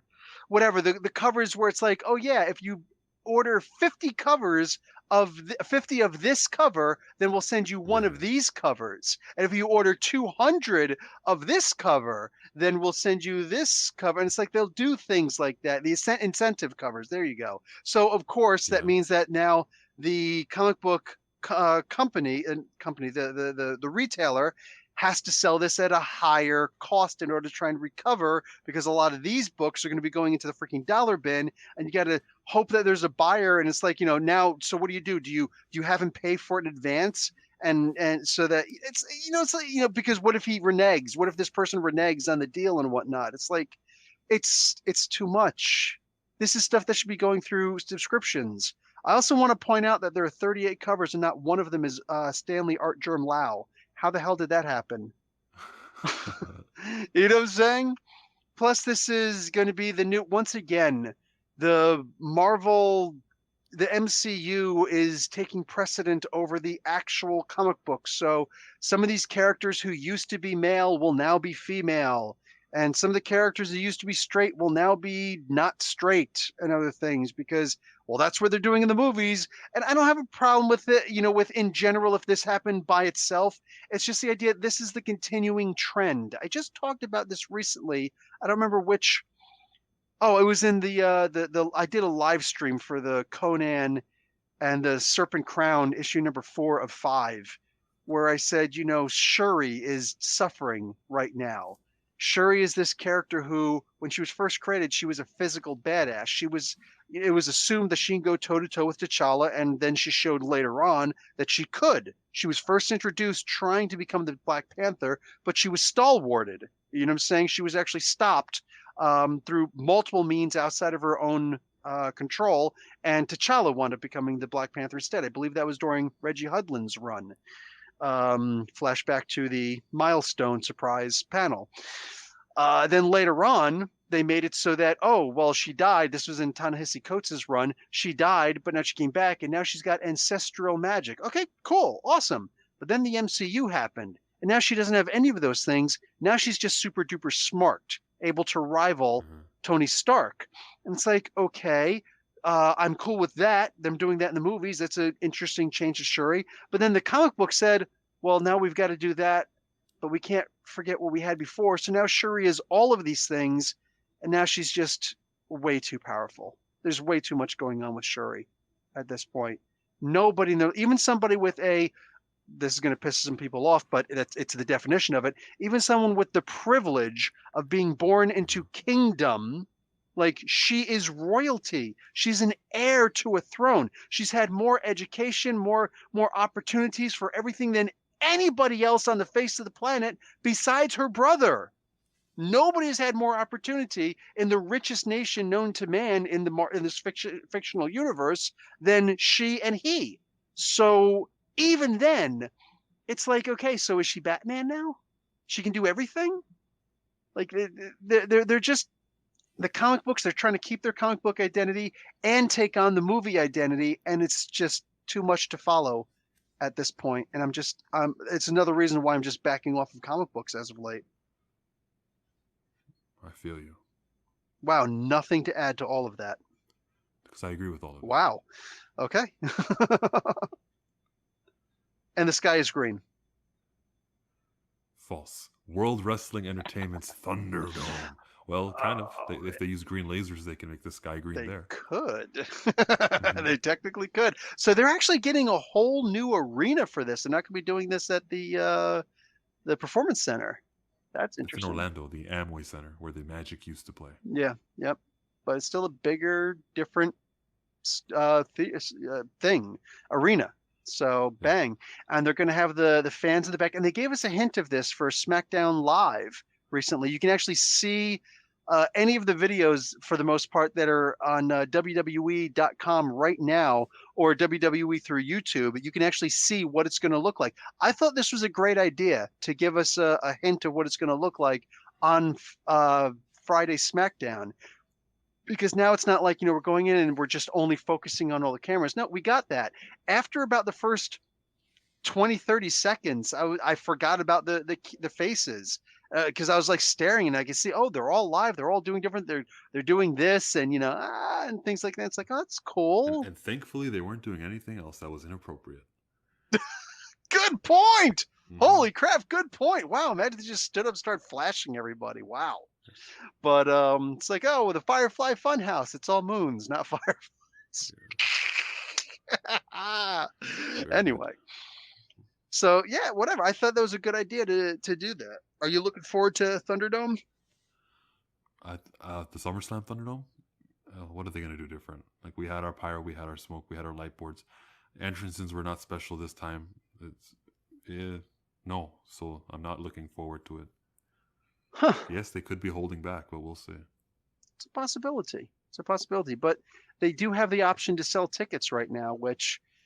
it's a good thing. I mean, let's be realistic. WWE is not making money. They're not generating revenue right now, aside from the subscription service. They're not selling tickets, which is one of their major... The TV deal actually gives them a whole lot of money, and because they're not working on traveling from city to city, They save a whole lot of money. Yes. So much that this last quarter, they made their highest they've ever made. Right?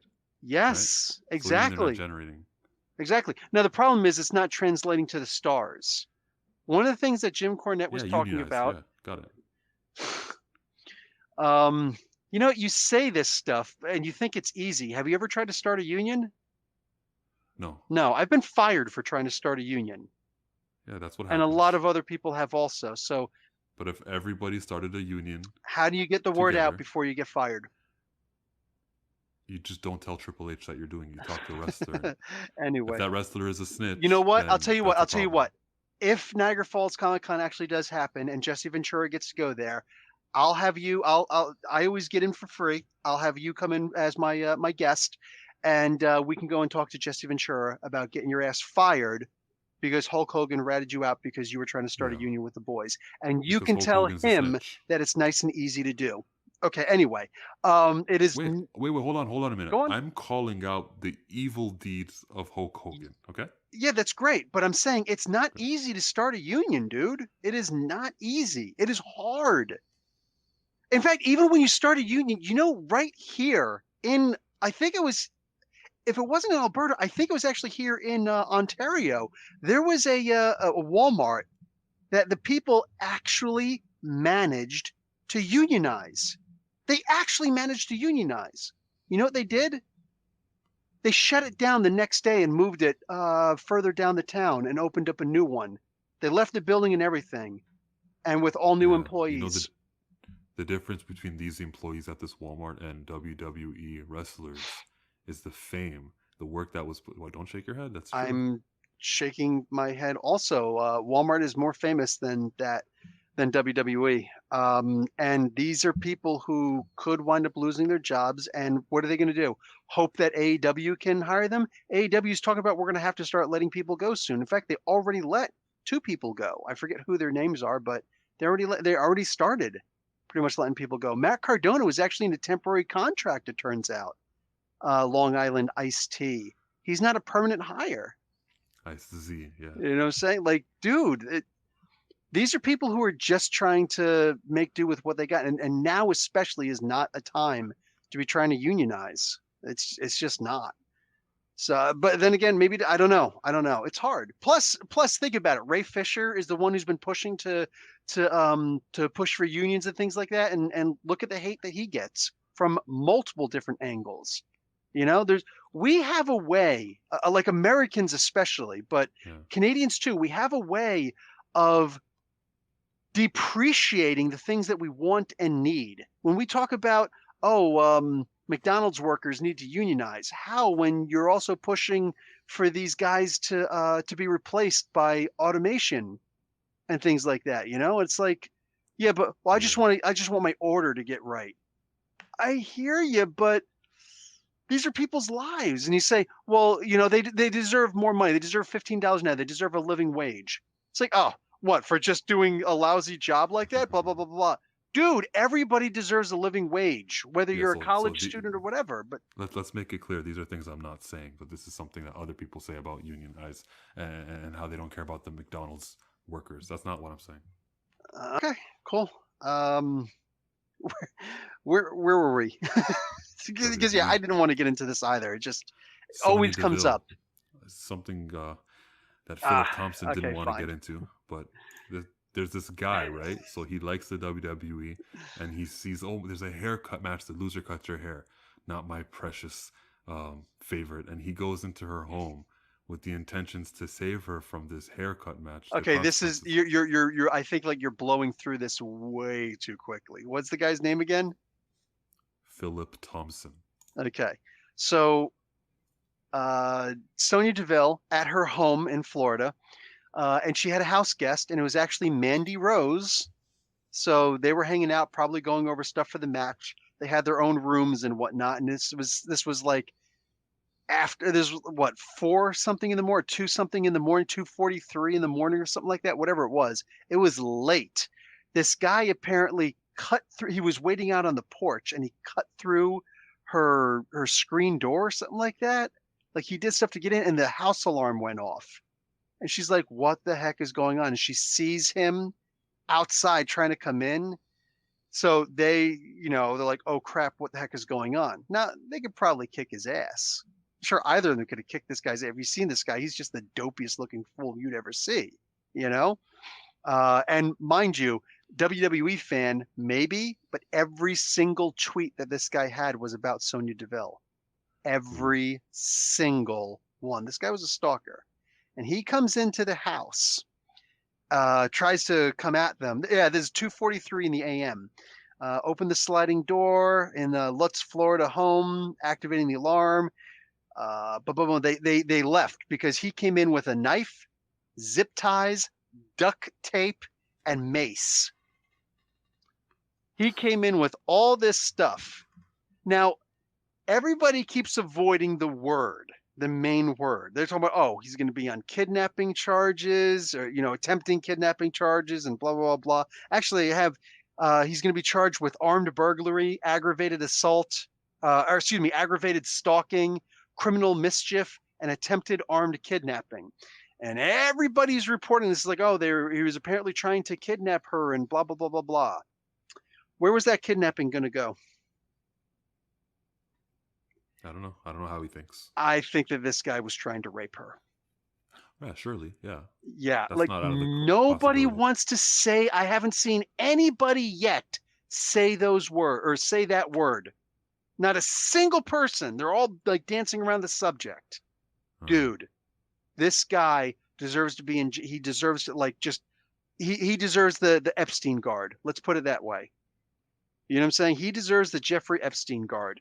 This guy just needs to go. Rapists. Was he 24 years old? Done. I guess. Whatever. Old enough, as far as I'm concerned. He's an adult. He's an adult. Oh yeah, that's not what I mean. I just mean to say, like, I'm thinking how long we need to keep him in jail, and I'm thinking long enough where he cannot overpower a woman to ever do this again. Or try to, yeah. Like, this was so premeditated. He had a knife and mace to spray in her eyes. Probably wasn't expecting Mandy to be there, but still, like, they were smart and they left. What did I say? Charge a gun, run from a knife. You know what I'm saying? He had zip ties and duct tape. Yo, this guy wasn't going just to have a conversation with her. He was stalking her. This guy deserves to be put away. He needs mental counseling, and even then, just like, jail is your home now, dude. Wow. Sorry, I'm sorry I kind of took that one over, but like this one really got to me, man. It's crazy, man. You got to guard your private life, but if you're in the WWE, you pull out of a car, you appear at the show, and then you walk straight into the arena. Even though there's fans saying, hey, you got to just keep your nose out to the ground and just go. Because those crazies are the ones that are going to figure out, yeah, you were driving the blue car, weren't you? Okay, after the show, I know to look for the blue car. I mean, yeah. I used to go to local matches back in Jersey, and yeah, I used to see these guys going out and be like, oh, cool. Oh, he's got a cool. I remember Giant Gonzalez. I saw him leaving. His head was actually through the sunroof, and I was like, that has got to suck. That has genuinely got to suck. Wow. But also amazing. Yeah. Yeah, that guy was unbelievably huge, man. Wow. The original, the natural Butch Reed, some of these guys, like, wow, man. And yeah, I'd be out there looking at them leaving also, be like, you guys are awesome. I wasn't trying to stalk anybody, though. Holy crap. But you could, especially now when we got GPSs. All you got to do is stick something to the bottom of the car. Yeah, like a phone. All of a sudden, you know where they live, like a phone. Yeah, I've got two phones that are GPS to each other. I could do the same thing. So yeah, it's freaking ridiculous. But anyway, this is out of control. Like you said, back in the day when it was mostly male wrestlers, it used to be females who used to actually stalk the wrestlers, and I'm sure you still get a lot of that. Chris Jericho talks about a fairly innocuous one in his first book, but there was some actual serious, stalk. Just wow, man, it's crazy. It's crazy the way that people they see you online and it's like, oh my God, or they see you, on TV, or they see you in real life and oh my God, it's like, dude. He was mentioning how he's DMing her and she's not responding to them, but she gets DMs all the time. Go into more detail with that one. I got the article over here. Yeah, read her quotes. She says, I am a public figure with a social media following of almost 1 million. hmm So all his messages were in my request folder, which is filled with thousands of messages from people I do not follow. Yeah. Yeah, so which means she never saw a single one of those. Otherwise, she could have probably looked at them and be like, "Oh wow, this guy's a little bit crazy." Oh, hey, he's coming tomorrow. Oh, did he actually say he was coming? Yeah, I believe he was Oh, saying stuff like that. wow. So that just goes to show you, you're a big time celebrity. All these guys who close their DMs, it's for safety. Yeah, I guess so. Like at the end of the day, he waited on that porch. He waited on that porch for a long time, until the lights went out. So that's crazy, man. This And freaking that's the world. podcast. It is the podcast. Is that everything? Did we actually cover everything in this ridiculous long? No, Fortnite, really quick. So Oh, Fortnite, there's a new thing that came out. Thor is going to be on there, and they call him the Herald. That's right, Thor, looking like the Donny nice. Cates Thor, which means the next season of Fortnite, they say the Herald has found the island, and if Thor is the Herald, that means that Galactus is apparently coming. It's the end of the podcast. Let's talk about it. Done. Is Galactus dead? It looks like Galactus. I mean, they blew him up. How long does this one stick for? I don't know. How long was he the Lifebringer for? About a year and a half? How long was the Juggernaut Colossus? How long was Colossus? Yeah, about a year and a half. So it's not. Dan Slott did do his Galactus story. I think issue number 6 was the Galactus tie-in, thing. But Dan Slott's gonna want to use him again, and he'll be back. So Death is dead. Are you Thor have, like, saying an Dan Infinity Slott Gauntlet? on purpose? Does Dan Slott write Fantastic Oh Four? yes, okay, that's what you meant. Okay, you weren't Yeah, so connecting I dots there. understand. Okay, so I'm like, do you mean Donny Cates? Okay, but who's writing Thor? You know what else pissed me off about that comic? When Donny Cates, whoever the artist is, draws him with Thanos with a big Mjolnir with all the Infinity Gems inside of it, and he's got the right hand has a Black Order. Well, no, it was one of the Null Gauntlets, and behind him is all the Marvel zombies, and you see Venom. Of course, Venom's going to be in there because Donny Cates is doing Venom. He's gonna highlight his guys. Spider-Man's there, Hulk is there, Magic is there. We've got Captain America. The people you'd expect. All these characters that know Ms. Marvel. That's all I'm saying. Remember what I said about the Alex Ross office poster? Yeah. He's not important. She's not important. Yeah. They will act like it. They'll promote her. But when it comes down to it, these writers and artists do not care about Kamala Khan and Ms. Marvel, even though she's the one that they're pushing. Yeah, we're supposed to be pushing. If you're Nick actually Klein pushing her, you need to by the go, way. hold on a minute. Yeah, well, Nick Klein, maybe it's not his fault. It's probably what he was told to draw. Possibly. But he could have considered it. The editor of that book, Will Moss, he could have considered it. Carla Pacheco showed, I might be butchering her name, and I apologize if that is the case. Yeah, Carla Pacheco. I hope I'm not destroying her name. She's the writer for Spider-Woman. We just followed each other recently.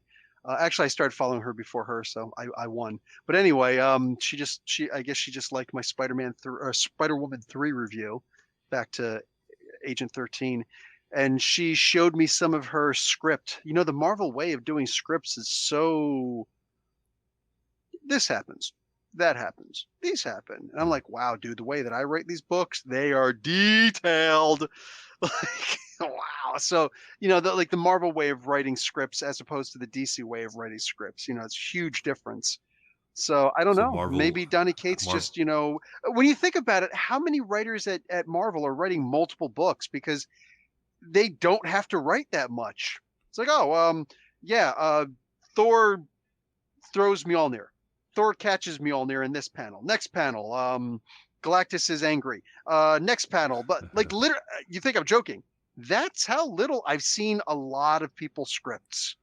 I've seen a whole lot of people's scripts. Now, is it a positive that the artists have creativity?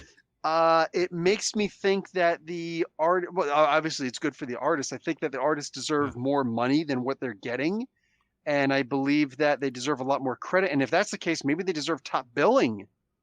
You know what I'm saying? Over the writer. Who gets paid more, writer? It seems that they both get paid similarly.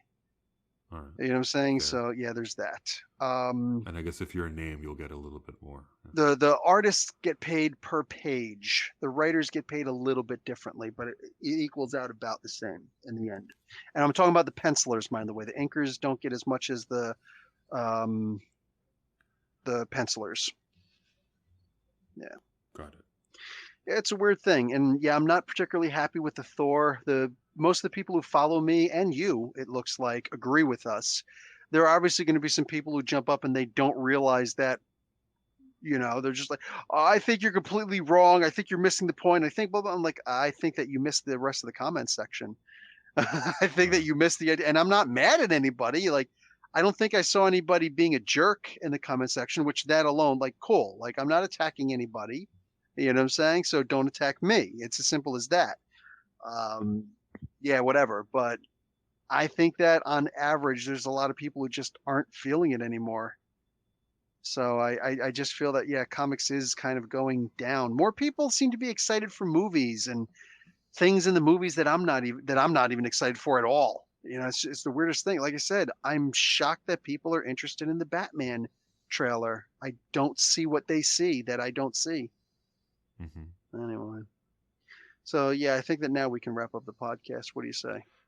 Thank you everybody for joining us. My name is Chillmonger on YouTube. If you wanted to hear more about my Thunderdome comments, I went live earlier on Saturday, so check that video out. His name is Comic Book University. No, my name is Professor Bill. My channel is Comic Book University. I separate the two. But anyway, Professor Bill and Chillmonger, Comic Book University. Class dismissed. Class dismissed.